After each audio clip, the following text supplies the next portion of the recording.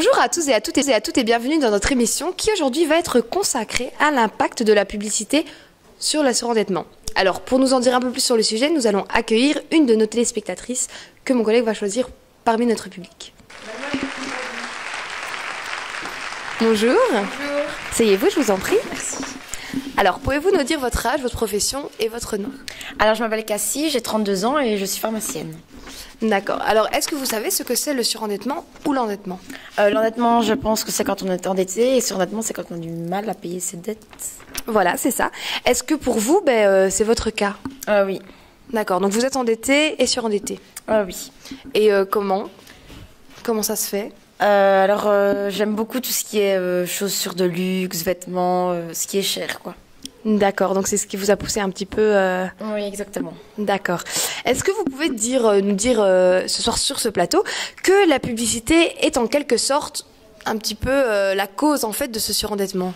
Oui, bien sûr, avec tous les slogans accrocheurs, leurs couleurs qui flashent, les diamants, les chansons qu'on retient souvent. Oui, c'est vrai, d'accord. Donc vous pensez qu'ils travaillent vraiment, ils font tout un travail pour vraiment essayer de nous pousser vraiment à la consommation et que ça a des conséquences sur des familles, en fait, sur des ménages. Oui, c'est vraiment un gros boulot, je crois. D'accord, ok.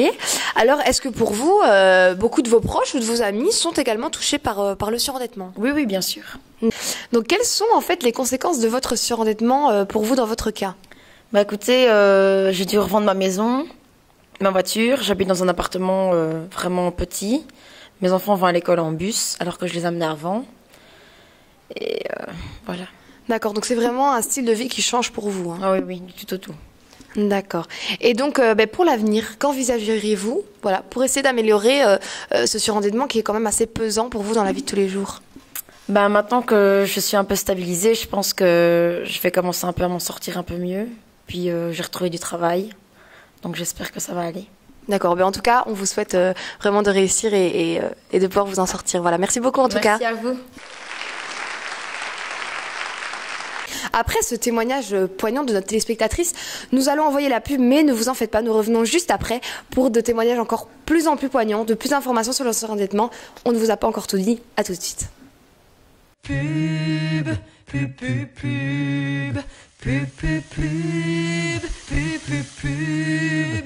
Ah, j'ai pas envie d'aller en cours ce matin. Ouais, c'est vrai. En plus, avec l'hiver, j'ai la peau toute sèche. Mais tu connais pas B3 Crème? B3 Crème, c'est la crème révolutionnaire pour la peau sèche. Essaye. Dès le premier essai, ça marche. Tu le Ah sens oui, c'est direct, vrai. quoi. Ah oui. C'est génial, il faudra trop que j'aille en acheter. En plus, c'est pas cher. Ah vite, il est l'heure, on va être en retard en cours. Ouais.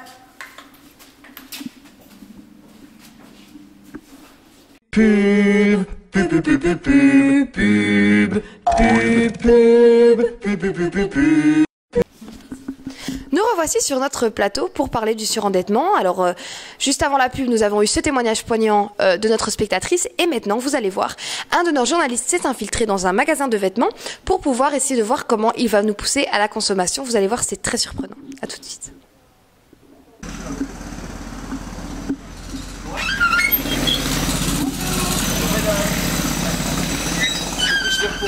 J'aimerais bien une veste. Oui, d'accord. Alors, je peux vous proposer ces deux modèles en noir et en rouge. Je sens que vous, c'est plus le rouge. Ouais. Donc voilà, ici, je vous en prie, précise. C'est notre tout nouveau modèle, donc on ne fait pas mieux en ce moment. C'est vraiment à la mode. Ah ouais, cool. Ouais. Ouais, elle donne vraiment bien. Alors, je peux vous proposer une écharpe aussi. Avec. Alors, ça va pouvoir. Ici. Voilà. Ouais, vous aimez pas trop. Hein. Non. Bah alors, j'ai autre chose. Voilà. Ah ouais. Donc là, je suis sûr que ça donnera bien. Essayez. Ça va? Ouais, ça donne super bien. Et alors, j'ai les gants. Ah, même truc à la veste. Voilà. Ouais, parfait, bah, je vais tout prendre. Ah bah, pas de problème. Merci. Donc, ça fera 300 €, s'il vous plaît. Est-ce que tu as une carte de fidélité? Non. Non. Est-ce que tu en veux une? Oui, bien sûr. Oui. Alors, je t'explique. Après 10 achats, tu as droit à un t-shirt gratuit. Donc, c'est toujours sympa. Ok. Voilà. S'il te plaît. Merci beaucoup. Là, une bonne journée. Merci, vous aussi. Allez, Au revoir. prochaine, merci. Comme vous avez pu le voir, le vendeur pousse extrêmement à la consommation grâce à des arguments très pertinents et une attitude très positive.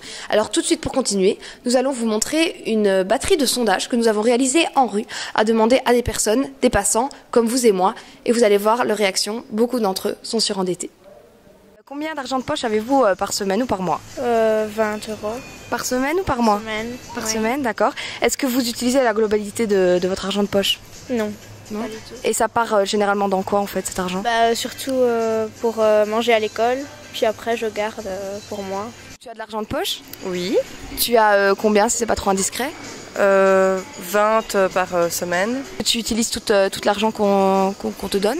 Oui, souvent. Ouais. Ça part dans quoi généralement? Genre pour manger à midi et oui, nécessairement dans ça en fait. D'accord. Et quand cet argent tu n'en as plus, est-ce que tes parents t'en redonnent éventuellement? Oui, Oui. Ça t'arrive souvent que t'en aies plus à la fin du mois?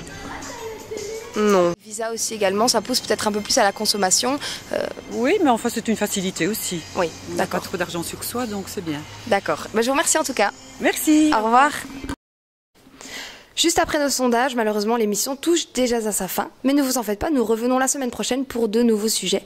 Dans un instant, un reportage sur le surendettement, expliqué par des spécialistes. En attendant, moi je vous laisse et je vous dis à la semaine prochaine. Au revoir.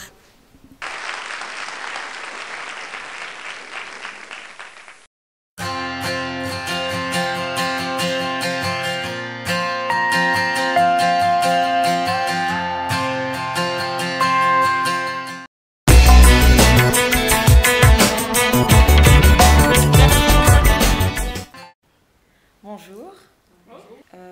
Qu'est-ce que le surendettement? Alors, je pense qu'il est important de pouvoir distinguer deux choses, l'endettement et le surendettement.